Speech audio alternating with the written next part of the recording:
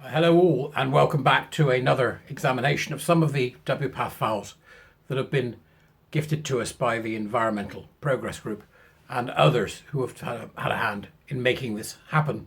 It's important to recognise the horrific nature of what we're seeing here, but also we have an interesting section of the actual report itself, in fact the first part of the report, which is a brief history of transgender medicine and the early days of WPATH. As you can see, I've got some of the text is up here. I'm not going to follow it verbatim because it's a narrative and it's easier told by just me giving you my take on it. But they began experimenting on a psychiatric disorder called gender dysphoria round about the early years of the 20th century. Now, it's important to recognise here the term gender dysphoria at that time did not exist. That's the most important thing to note here. It didn't exist. But they've called it here the pioneering work of German sexologist Magnus Hirschfeld. I wouldn't call it pioneering. The man was a butcher. He was a gay man who engaged in cross-dressing. Hirschfeld coined the term transvestite in his book Die Transvestiten and regarded both homosexuals and transvestite to be sexual intermediaries. So there was something connecting the two. Hirschfeld oversaw the world's first attempt at sex reassignment surgery performed on Martha Karl Bayer in 1906. So they were doing it as way back as far as then. Understand that there is definitely what would you call it, confusion and debate around the exact historical occurrences of this. And I would draw your attention to the Substack by Malcolm Clark at Twister Film. And I would recommend joining Malcolm's Substack. He's the best historian I know on this, which then brings into question the next thing that they mention here, which is the Nazi book burning of Hirschfeld's research. Actually, that wasn't what happened at all, I think you'll find. And I would again capitulate to Malcolm. So you want to take a look at that. Bauer is thought, this is the person, the 1906 person, Bauer is thought to have had a disorder of sexual development, a DSD, and was reportedly genetically male. So here we have the confusion being brought in between these transvestic and fetishistic men and these LARPing women and those who have a difference in sex development, at one time called intersex, which is now seen to be an offensive term. In 1919, Hirschfeld opened the Institute for Sexual Science in Berlin, which was the first of its kind clinic providing counselling and treatment for physical and psychological sexual disorders, as well as in particular for sexual transition. So this is the beginnings of it. This guy, Hirschfeld, was at it very early on. And this is the field of sexology developing, I think, a deeply corrupt field, frankly, along with most other psychology and psychiatry, which seems to have a real problem with cowboys, rather like my industry, where there are so many people out there purporting to be teaching when in fact they aren't doing anything of the kind. Einar Wegner, or Lily Elbe, known as Lily Elbe, there was a story about this, wasn't there, the Danish girl, whose story was popularised in the film, underwent surgical castration in Berlin under Hirschfeld's supervision in 1930. This was the first in a series of surgeries culminating in a womb transplant in 1931, which killed him. This is all the stuff of nightmares. It's been the stuff of nightmares since the beginning, and it is now. It's still the stuff of nightmares. Dora Richter also underwent vaginoplasty under Hirschfeld. Erwin Gordhardt performed Richter's surgery, which is considered the world's first successful male to female sex reassignment. There's no such thing as a successful male to female reassignment. Guys at these are the WPATH files that have been brought forward to us by Environmental Progress, and I'm saying to Environmental Progress, you are deeply confused about what this is at this point. Only at this point, this is my opinion, so I'll wait to hear yours. These issues are still up for debate, and these issues need to be very carefully handled. So I have reservations about what's being said here, and I think it's important that we recognise those reservations where I see them occur. All right? I don't know why. Delusions of grandeur, probably. So, Dora Richter, who was Dora the Explorer? Was that a child's thing? I don't know. Where does this stuff come into my head from? Erwin Gordhardt performed a Richter's surgery, and then he went on to join the Luftwaffe and participated in the hypothermia experiments conducted at Dachau concentration camp. Who these people are, see, this is what these people were. Despite medical advances such as the development of antibiotics and the ability to create synthetic hormones, interest in sex assignment procedures waned over the next couple of decades only to be rejuvenated in the 1950s with the sensational case of Kristen Jorgensen. It does seem to me that there is an eruption of a cult-like belief in gendered souls and flesh-sacked bodies that has the unfortunate propensity to pop its head up every now and again. So we start in 1906, we then move into 1950, in which Kristen Jorgensen was reported in a front page story under the headline XGI becomes blonde beauty, which of course is nonsense, it's just a LARPing bloke, and there was nothing beautiful about Jorgensen. Jorgensen had travelled to Denmark the year before and under the care of Dr. Christian Hamburger, that's appropriate, isn't it? Mincemeat. Dr. Christian Hamburger, mincemeat.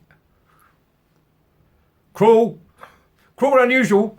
He underwent a series of surgeries involving castration and the creation of a semblance of external female genital. It wasn't even a semblance, I don't imagine. It's an absolute mess, most of it. In 1953, after returning home, he became a patient of Dr. Harry Benjamin. Here we go, now we're getting to it. A German endocrinologist with an interest in transsexualism, as it was known at the time.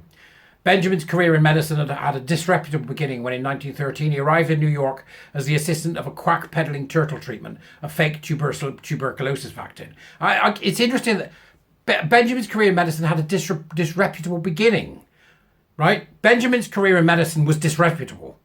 That's it. I'm worried by this. I'm very pleased to see these files come out, and I think they're going to be absolutely vital in fighting forward. But what I am seeing here is a kind of weakening of the case against what should have been stopped in 1906, was stopped by, who was it, in America? The hospital. Damn, it'll come to me in a minute. I do this all the damn time. John Hopkins. Stopped by John Hopkins in the 70s led to Brian De Palma's film Dressed to Kill because we knew how dangerous it was. But I'm sensing within the beginnings of this documentation that's been provided to us by the Environmental Progress Institute that there is some kind of acquiescence to the idea that this gender medicine is not exactly the same thing was in 1906, run by quacks and charlatans, and absolutely a danger to the public. I could be wrong. Maybe I'm reading the tenor of this piece wrong. You let me know in the Dubris. We then move on from there. Another of the people involved was Rita Erickson, a female who transitioned and delivers a man, became Benjamin's patient in 1963. Heir to her fortune, Erickson's philanthropic organisation, Erickson Education Foundation, funded the first 3 international symposiums on gender identity, as well as the newly formed Harry Benjamin Foundation. Here you can see the unholy alliance between LARPing women and LARPing men. This enhanced Benjamin's professional status, lending credibility to his sex change experiment. Benjamin coined and popularised the term transsexual with his 1966 book, The Transsexual Phenomenon. Benjamin is at the root of all this. Harry Benjamin. I've got the funny feeling he had something to do with Susie Green. I'm sure you'll tell me in the Dubris. Author of Erickson's philanthropic endeavours, another of Erickson's philanthropic endeavours was to fund North America's first gender clinic at Johns Hopkins Hospital in Baltimore. Why did I think it was in New York? It was at this clinic that Dr. John Money conducted his unethical experiments on children born with disorders of sexual development, the most famous case being that of the Reimer twins. He didn't just perform experiments, he got them to do sexual things for him while he photographed it.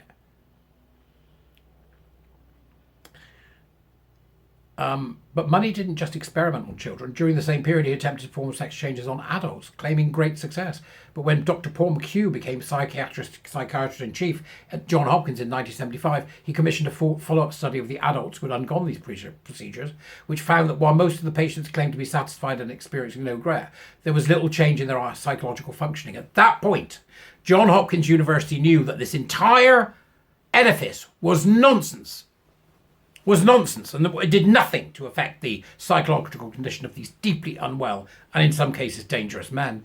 Brian De Palma showed us this in his film Dressed to Kill, which was based upon the fact that he'd read the study from Johns Hopkins University, saying this is monstrous. And then of course our understanding grew and eventually we got Silence of the Lambs and everything that comes with it. It's not to say that everybody who's got this problem is like that. They're not by any stretch of the imagination. But the whole damn thing is a lie. It's just ill men and ill women. There is no such thing as trans. It's just ill men and ill women. The clinic was shut down in 1979. They knew then, all that way back. Even Erickson's own story has no happily ever after, lending weight to the McHugh's conclusions. After commencing hormonal and surgical sex change interventions under the care of Benjamin, Erickson developed a drug addiction and endured a lifelong battle with substance abuse. This never ends well. What followed was four failed marriages, a life of turmoil. Ericsson's EEF folded in 1977, and the Harry Benjamin International Gender Dysphoria Association was formed in 1978, which would later become WPATH. And so on, and so on, and so on. It's amazing, isn't it? But there it is. There's the history.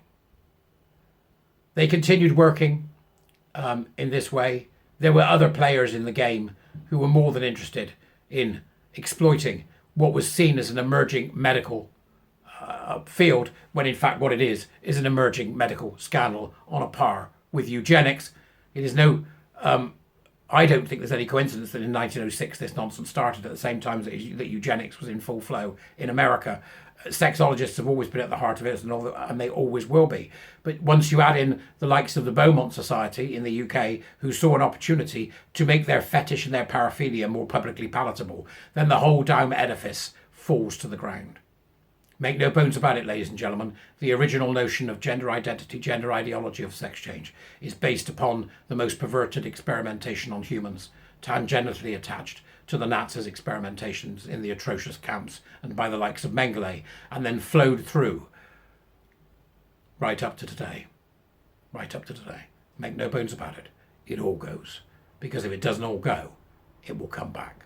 And then we need a record to make sure that this never happens again. Thank you for watching part 3. I'll see you soon.